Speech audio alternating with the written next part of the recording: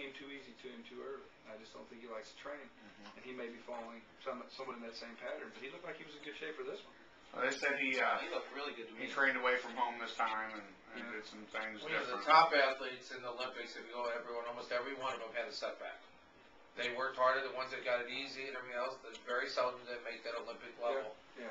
Unless you learn how to train, unless you have to overcome some obstacles early, unless you get so determined and you learn how to do it and you just make that the priority. The guys that it comes easy to them at a certain point, they've never really put the time in. They've never learned the work ethics and everything else.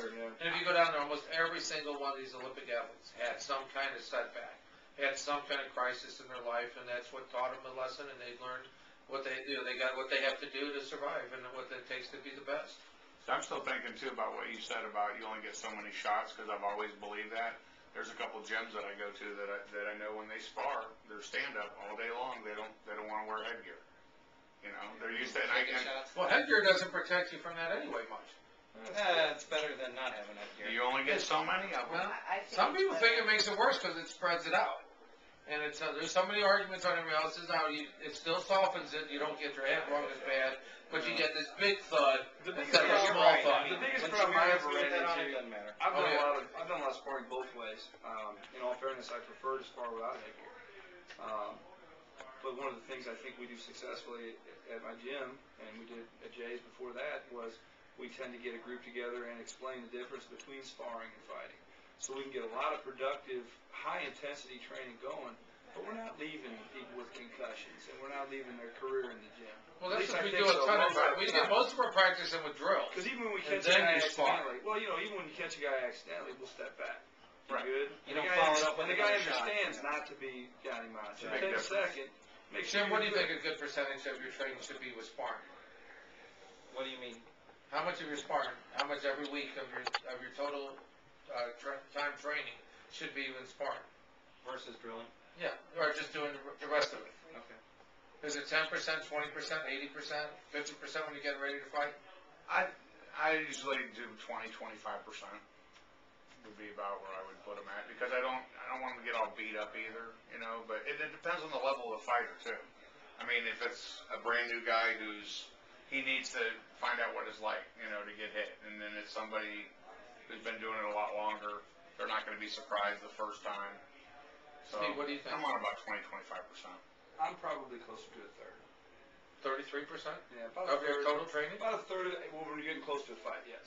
But I'm talking about all around. I'm not just right the week before. All around. I mean, if I'm scaled down and somebody's got a period where they're, regrouping or moving to a new weight class and they're training for a while, no, then it's probably closer to 20%. But then getting close to a fight, we'll bump it up to almost a third. But I'm counting sparring as also a live ground and pound, because this is MMA. So sparring for me is not just stand-up sparring. Sparring for me is live ground and pound rounds. But I mean, drills are drills, and this is live sparring. Right. So I'd say about a third. If you counted it, you've raised it up a lot since I've known you. Yeah, but even the live sparring that's done at CMMA is usually controlled. At least when I'm working with the guys, it's like, and Steve, this is where I got this from you, what are you working on? Yeah, you're not just sparring. I guess even our sparring is a lot of times still based. We're very limited, very specialized sparring, very limited sparring, and you're working hard and you're sparring, but you're not just free flowing and doing everything. There, you're saying, hey, work this part. You work more defense. You work more offense. You work more jab. You work more work on your defense while you're working. Just take the hooks out. No body shots right now. Just work on this. Okay, no head shots, just to the body. I don't consider that just plain sparring. No, those are drills. But yeah, those are drills. But that's what the big portion of our sparring becomes. But we always said 10 to 12% is what we said. Less than 15%. A lot lower, yeah. We always said it was like less than 15% when you're. Yeah, if you count those as drills rather than sparring, then the number comes. But the problem is most people don't do any drills. Right, and we do a lot of sparring that way. Yeah, that is good. I do 10 to 15%. That's it. Everything else is drills, and lots of your drills should be hard as hell. When we're sparring, and exciting and everything else. But he always said he wants you to spar to see what you need to work on. That's right. Right, and that's I can then do the drills to work on it. It's just a term different. You're calling it a drill, but when we're sparring, like with Adam and some of those guys, it's the same thing. Yeah, see, I call it situational sparring. Well, that's not just free sparring with guys just getting pounded. Free sparring is free sparring. Right. That's what I did this evening before I got here. That's different. Then I'm about 10%. Yeah. And that's what I think. That's good. A lot more situational thing, working on that, and that's where I think people get better. I'd say we're probably. But that's what we've always said. We've said that from the beginning. And I think you go to a lot of these gyms, and they do way too much sparring, and no wonder they're all tired. But when I say, 20, because half of what I'm counting is controlled, where you're working on takedown defense, you're working on, starting with that jab and throwing combinations. I want to see you put this together this time. But there's boxing gyms, you're going to see people going in and spend, 30, 40% of their time sparring. Punchy. Yeah. Hey, And they have a very sharp career. let's talk about another fight real quick. Yeah, that'd be great. All right, Chick Congo versus Antari Hardonk. Sorry if Can I that got that Congo wrong. guy be any bigger? He's pretty amazing. He's an animal. Yeah, the guy is an animal. He is an animal. You think he He's hits a hard? big dude. I'm sure I think he shits hard. I don't know about that, but It doesn't matter because he looks so good. It's like 9 He looks feet like King tall. Kong, and you just look at him and you go, okay, he wins. he looks You like expect he's him to win right from the yes. beginning. He looks like a I thought million he got bucks. He's picking up people in the crowd and throwing them. Right. And stuff, I mean, you just go, okay, this guy, if he doesn't win, you go, well, something's wrong. There was a fix in him. I think a couple of fights nights I picked him up with regular. No. People give him a good fight. I was gonna say, has he fought anybody really good? But he's But fighting. then he lost. He's lost a couple of times. I mean, I'm a big fan of his. I don't know if he's really fought any of the. I don't think he's unbelievable, but he's very, very solid, and he's exciting to watch, and he brings it to you. I don't think his ground game's that good. He's just so big and strong, he just breaks out of everything. Well, he was 235, 240, and everybody else was 265 and 260. But he's Yeah, but he's that's a good point compared to the Silva fight. Here's a stand-up fighter that when you go down, He he went goes with you. after you. Yeah. He goes after you and beats you up on the ground too. Well, he knew what it was. It's an MMA fight. That's a good fight. If he wanted to just stand up, then go to a stand-up Also, company. one of the See, we things, finally I don't know shut who him up. He's not trains even him. arguing with us. I don't know who trains Congo, but one of the things I've noticed is whoever is working with him didn't try to cookie cutter with him. He understands that he's the bigger guy. He understands that he's got long arms and legs and he's a big dude, and he knows how to play that game.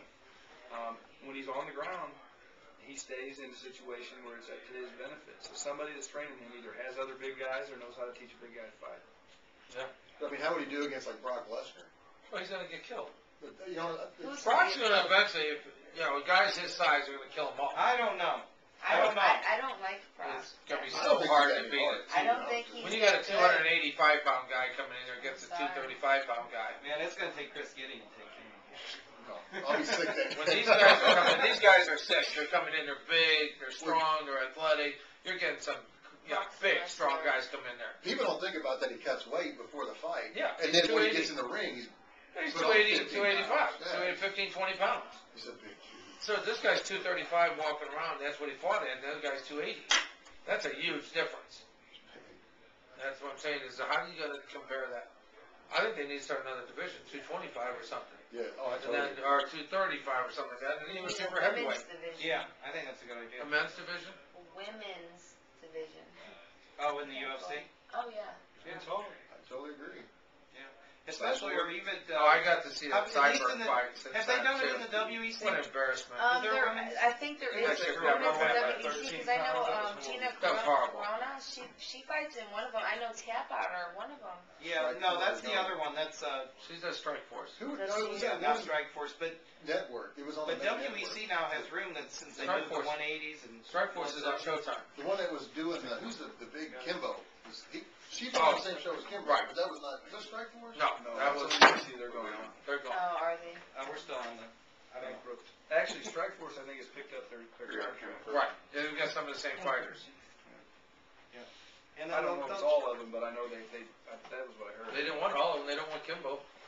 No They kidding. don't, I don't Kimbo. blame 'em. No kidding. Let's let Kimbo alone. Where's he at nowadays? What's he doing? Back in Miami, I think he back works on the at Wal- I internet. think he works at Walmart.